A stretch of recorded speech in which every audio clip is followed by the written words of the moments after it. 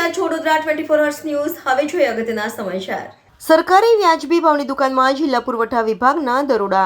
અકોટા સ્થિત અંબિકા સ્ટોર નામની સરકારી વ્યાજબી ભાવની દુકાનમાં પુરવઠા વિભાગના દરોડા સોશિયલ મીડિયાના માધ્યમથી કરવામાં આવી હતી। વેપારી વિરુદ્ધ ફરિયાદ।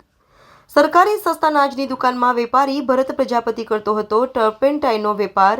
ફરિયાદ મળતા પુરવઠા વિભાગે કરી કાર્યવાહી।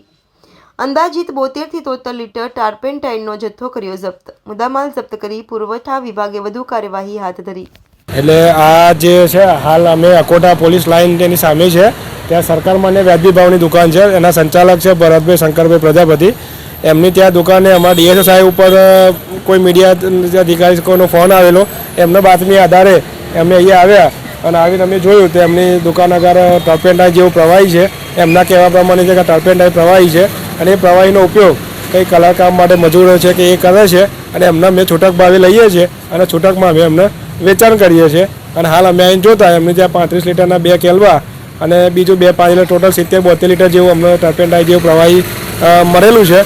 અને અમે હાલ આ દુકાનની તપાસણી કરી છે, દુકાનદારનો જવાબ લીધેલો છે અને અમે આ જે જથ્થો છે અમે સીઝર કરીએ છીએ અને સીઝર કરી અને અમે અમારો જે તપાસ રિપોર્ટ છે એ અમારા ડીએસ સાહેબને સબમિટ કરીશું અને એમના અમારા રિપોર્ટ આધારે અમારા ડીએસ સાહેબો પછી આગળની કાર્યવાહી કરશે।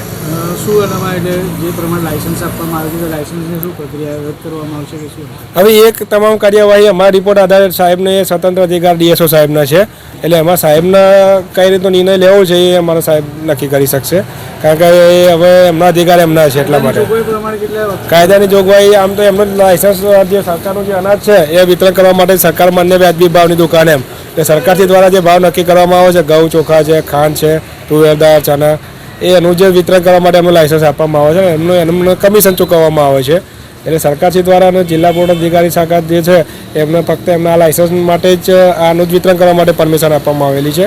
અને આ જે વેચાણ કરે છે હવે એના આધારે જે નિયમોમાં જે સાહેબને લાગશે એ પ્રમાણે વહીવટી પ્રક્રિયા આગળ વહીવટી શાખા અને અમારા જિલ્લા પુરવઠા અધિકારી સાહેબ કરશે। પોલીસ પણ વડોદરા શહેર પોલીસને પણ જાણ કરવામાં આવી શું કારણ?